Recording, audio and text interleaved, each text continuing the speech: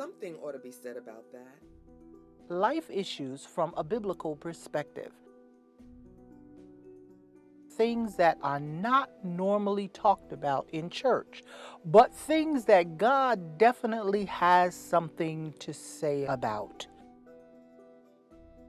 Going through all of those things, it sensitized me, it trained me. I want to set a biblical context for this conversation. There are a number of scriptures that outline how we should respond.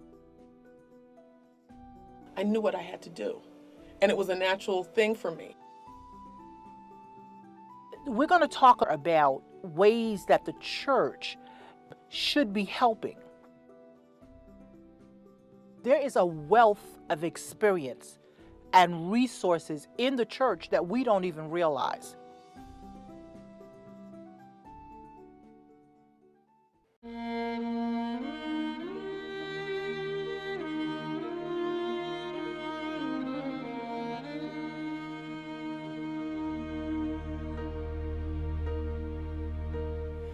You raise me up so I can stand on mountains. You raise me up to walk on stormy seas.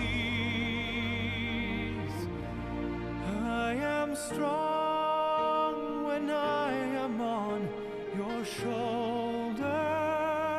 You raise me up to more than I can be. You raise me up so I can stand on mountains. You raise me up to walk on stormy seas. I am strong when I am on your shoulders. You raise me up to more than I can be.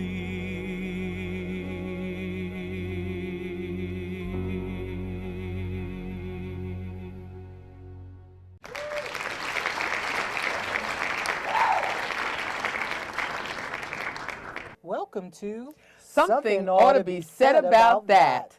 Today's topic is So You're Not a Role Model. Research studies have shown a direct correlation between role models and higher levels of civic engagement in young people. Positive role models are also linked to self-efficacy, the ability to believe in ourselves. In fact, it has been said that if a person cannot believe in themselves, they are not going to be capable of making a difference in the world. We've learned or heard through studies that children develop as the result of the many experiences and relationships that they have. Even in adulthood, mentorship and role modeling plays an important role in inspiring us to learn, overcome obstacles, and understand that positive values can be lived each day. Whether you are a parent, a grandparent, an aunt, an uncle, a teacher, or a civic leader, a clergy member, a sports coach, an after-school program leader, or a person who just happens to be in someone else's life, often what we fail to understand is that we are providing a model for them about life, either positive or negative. The Bible has some very clear things to say about being an example.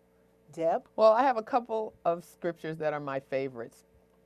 And the first of the two that I'd like to share is Philippians 3:17 out of the King James Version.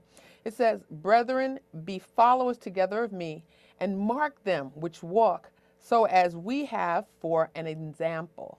And also in the English Standard Version, there's another way that it's brought out. It says, "Brothers, join in imitating me and keep your eyes on those who walk according to the example you have in us."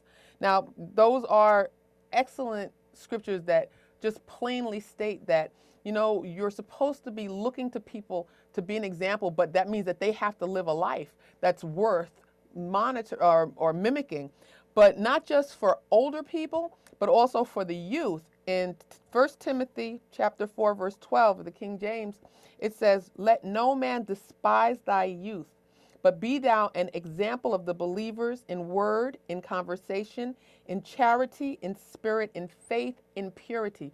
So what that's also saying is that it's not about being too young. As much as you know the scripture, you can live this thing so that other people will look to you and use you as a model. What actually does the term role model mean? The dictionary states that a role model is a person who is looked to by others as an example to be imitated, a person whose behavior, example, or success is or can be emulated by others. So the key word here seems to be the word example.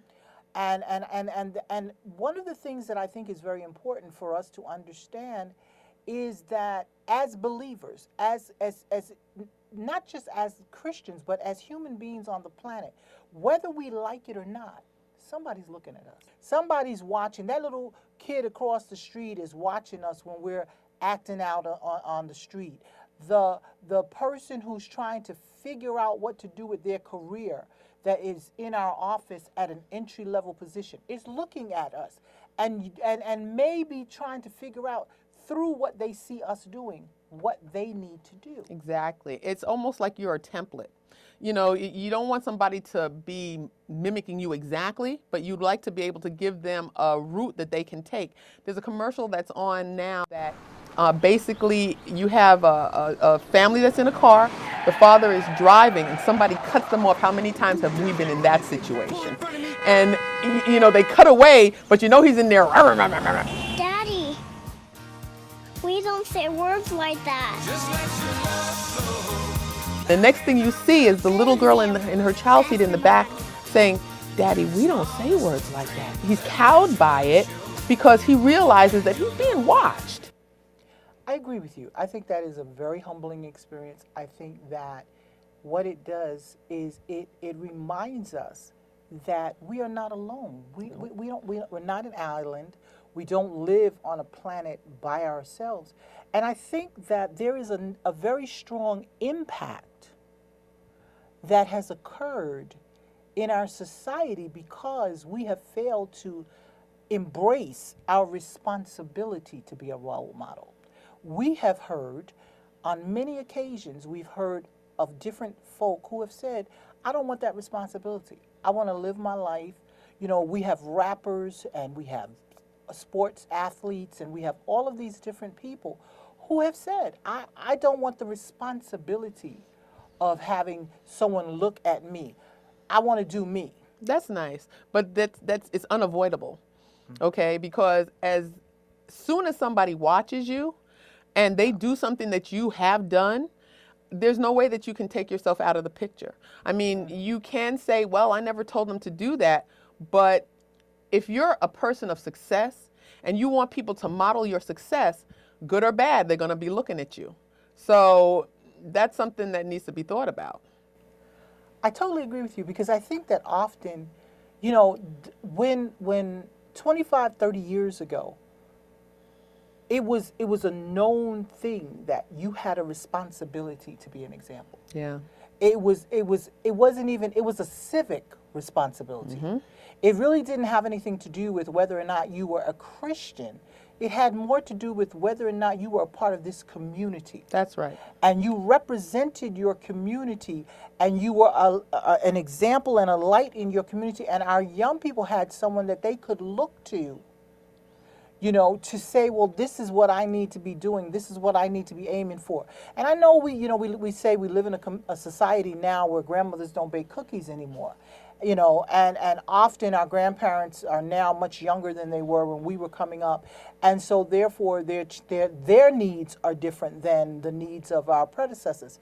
But in spite of that, I think that when we fail to take young people under our wing, when we fail to understand that, you know, the Bible even says something else. The Bible says that the young women should be mentored and tutored by the older women, and that the young men should be done the same. And so I think it's important for us to understand that there is a serious value in that interaction between those two generations that I think that we have lost. And I think in losing it, it has affected our sense of community. Well, it also means that we have right now a shameless society. Because back in the day, people didn't do certain things because there was a certain sense of shame because, you know, you weren't living up to somebody else's standard. Now, I mean, okay, I get it. You know, you don't want to be putting a whole lot of guilt and pressure on people. But what that does is it makes the society a safer place to live.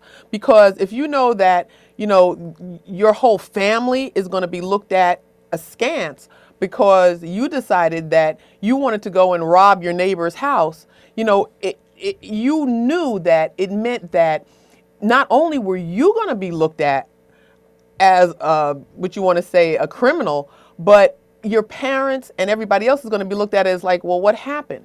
Now, to a certain extent, I understand that may not be fair because there are some parents who they've done their due diligence. They've tried to instill a sense of community. They've tried to instill a sense of right and wrong into the child, and then they still have not really grown to a point where they're taking that on. But for real, you know, it made a difference over the whole society when people all decided that, oh, well, it doesn't matter. You know, I'm going to live the life I want to live. And it doesn't matter. Somebody doesn't need to look at me. They need to look at their own lives. And that's all that matters. And what you just said is really important because I think that what we fail to understand is that in that situation, it also doesn't take into account the need of others to have a vision for a dream. Okay. Because what happens when I can't look, and what happens is kids grow up and young adults, we're looking for something to dream for. We're looking for what could be, what should be. Sometimes the circumstances that we're living in, the situation that we are currently in, does not depict where we want to be for all of our lives. So the media and all of those things creates a situation where we are looking for something. And I think that the damage to role modeling, the media has played a large part in it. Because one of the things that has happened in our society is it used to be your success was not because you could bounce a ball down the court and make millions of dollars or run a football from one end of the stadium to the other. Or it wasn't because you could rap and take off all your clothes and twerk. You understand? It used to be that success was something else. You know, what I noticed is that some of our African-American actors who have received Oscars only did so after they took down from what stand of integrity they might have had in the past. There might have been some things that they said, I would never do. But then, you know, to broaden their I don't know, their appeal, but also, you know, to show that you weren't so prudish, quote unquote, you know, they decided they were going to go outside of the standard that they had set for themselves, and they went on ahead and they were rewarded by society by getting a high accolade. But, you know, what does that do? Do you die a little inside? Well, maybe they'll say no. But, you know, to me, there's a certain, well, gee whiz, you know, why couldn't they have given you that accolade because you decided to uphold a standard? And because you were good at what you were doing. Yeah.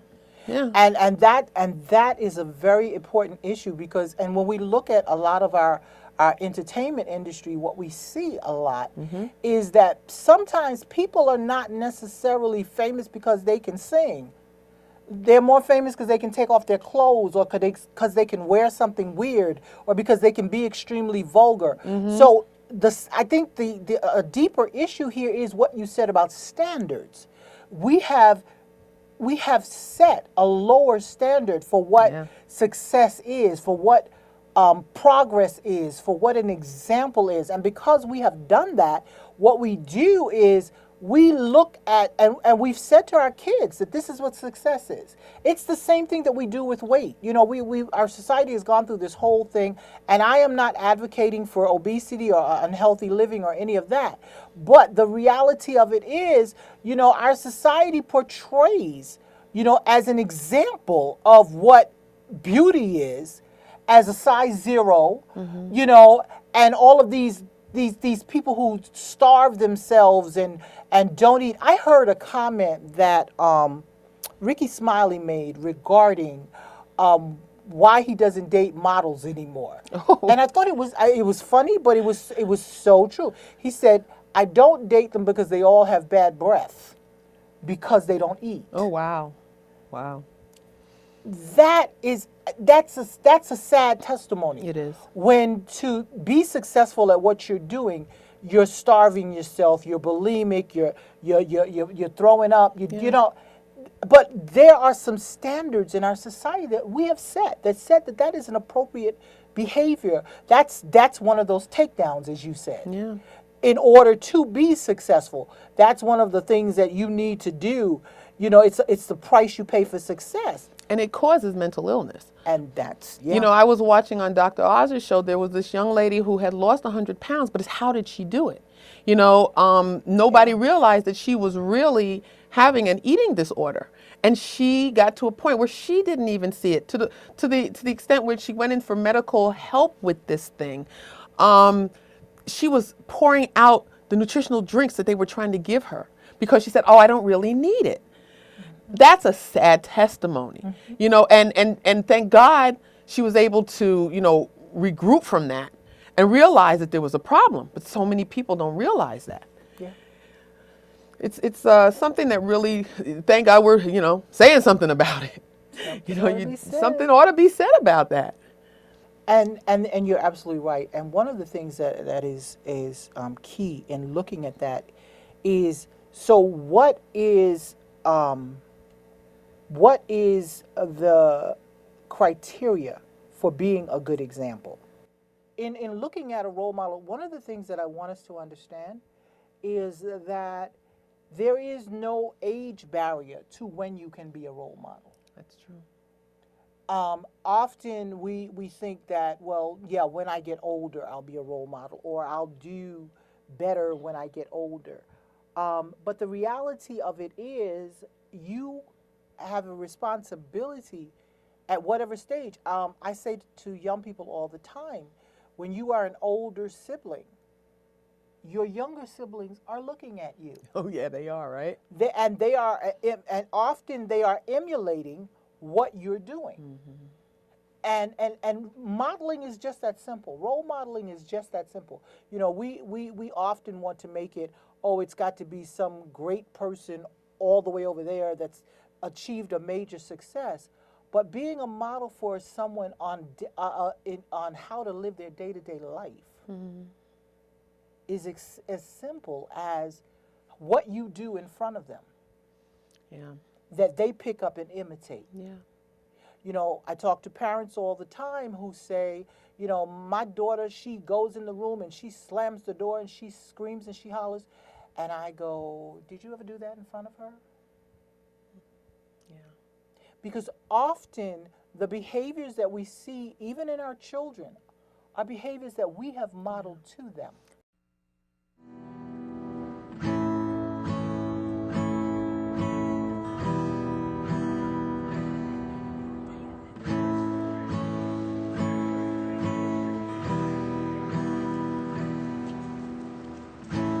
Looks like rain again today. Dark clouds gather and fill the sky. Don't know how to talk to you, just know how to say goodbye. Would you actually got a driver's license? I don't think so. Did you see his back there, George? Go back where you came from. Learn to speak Go back where you came. You're the guy to me.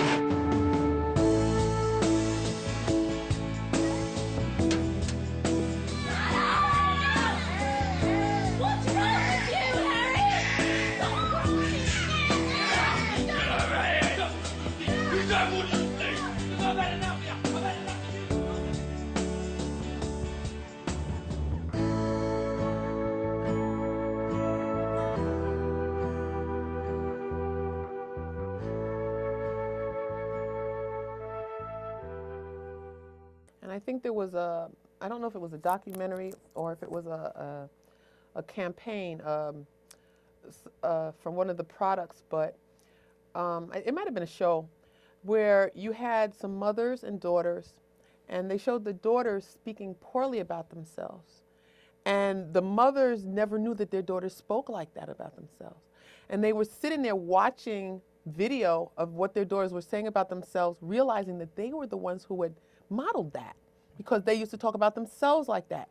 And even if they're talking to themselves out loud and their daughter is looking at it and picking that up, you could be sowing seeds of some sort of disorder unknowingly. That's right. You know, so it's so, and you know, as a person who doesn't have kids, it's like, you know, when I have my younger cousins and everything with me, I find that I'm more attuned to, gee, what am I going to flip on?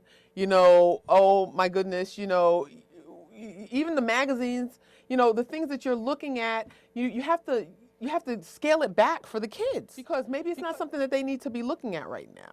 And it's funny you should say that, because one of the things that I remember growing up in my parents' household was that they always prioritized what was on our television set based upon whether or not it was good for us. That meant that they had to make a lot of sacrifices. Because there were things that they wanted to watch that was fine for them to watch, but it would have been a problem for us to see it at the stage of life that we were at. And so they didn't watch it so that we would not be compromised. Exactly. And often what I find is that those are simple things that we have to look at when we're raising children. We talk about, you know, the way our children communicate. And if we're cussing at them and calling them all kinds of names, or calling each other all kinds of names in front of them, what message, what modeling are we doing for them? One of our friends, we have a friend in common who, when his kids were young, he was holding the remote. And they could be watching a show. When it got to a point that it was something they shouldn't see, he was hitting that remote. And as they got older, when it got to a point where in a show and they were watching on their own, they would look away or they wouldn't watch it, because they knew, based on what they were shown as a youngster, this is not something for us to watch. Yeah, you're absolutely right. And I've witnessed that same kind of thing even in my sister's household with her children. They are almost grown now. One of them is grown and the other one is almost grown. And even now, there are certain things they won't watch because it has a certain amount of curses in it. And I remember when they were coming up as kids, and my sister and her husband used to go onto this website before they took them to a movie that told them how many curses were in it and how much sex was in it and whatever. Because their thing was they didn't want that kind of stuff to impress them at such a young age. And so they did that, and if something had too much of anything, they were like, okay, we're not watching that. We're going to go see this instead. And I think that that's a due diligence as a parent to kind of shield, you know, cover your child. Proverbs 22:6 says that we should train the child in the way they should go. Here again, the modeling. Train them in the way to train someone. And I thought about the word train, which I thought was a very interesting word that the scripture uses. Because when we think of training, what we think of is going into an environment to be taught by someone who knows what to do. That's right. How to do what you do. We all can, when we think of training, we all can think about our jobs when we've gone into our places of employment and they've said, okay, today's training, you're going to go sit in this. And they would bring in an expert, and that expert would first share with you the information. But if it was a good trainer, not only would they share with you the information, but after they'd share the information with you, they would give you an opportunity to practice what they taught you. Testing. So we know that training has testing, it has evaluation, it has practice. So when we look at what the scripture says in terms of training our children in the way they should go. That's right. The way they should go. That means that we have to model for them, show them, teach them, guide them in what they should do and what they should not do. Sometimes we find ourselves wondering, what type of person will they become? How will their future be? Will they care? with all of the voices that await to tear them down. If we don't teach them, how will they ever find it within themselves? I'm Casey Lee, and I'm here to make a difference in the lives around me. And I go into elementary schools and really just kind of introduce to them what values are and how they can incorporate that in their lives. Anyone know what a value is? When I go into schools, I bring a board and we kind of talk about what the values are and how they can relate that to their lives. What type of thing do you think about when you think of a team? And then we play a game and we roll a dice and we pick a number, and once we have that number, we look at that value. And they draw them a picture, they write that value on a piece of paper, and then they get to give that value to the person that means the most to them. That's right. R-E-S-P-E, and then a C, and then a T. Something that I've done since I was a very little girl to remind myself of the values and the person that I want to be is I have words all over my room, and they say believe and inspire and hope and dream, and all of these words that I want to remind myself to do. This value is love. I think society right now really needs compassion and needs these values. Well, I think teaching values to your children first starts by example, being that type of person for them to model themselves after, and also incorporating a value of the week and trying to be that at home, and whether it be responsibility, so you're picking up after yourself after you have dinner or in your room, making it visual, making it something they can put their hands on instead of just lecturing them or telling them about this, and just making values fun. That's right, when you work together. And I think that if people would just try, it doesn't cost any money, it doesn't cost anything to just try and make yourself a better person. And I believe if they tried that, then they would truly see a difference.